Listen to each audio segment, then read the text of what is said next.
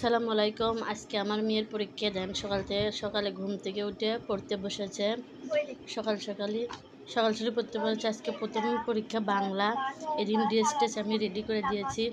সকালে অনেক দেরি হয়ে গেছে, ও এখন তাড়াহুড়ো করেছে। এখন ও মাথা মোতা হাঁটছে, রেডি হচ্ছে, ড্রেস সব কিছু পরে নিচ্ছে।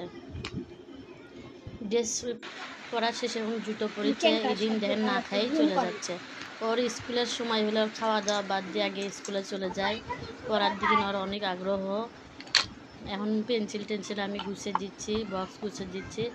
এত বৃষ্টি আসছে, এই বৃষ্টির ভিতরে ও যাবে, একটু দেরি করবে না।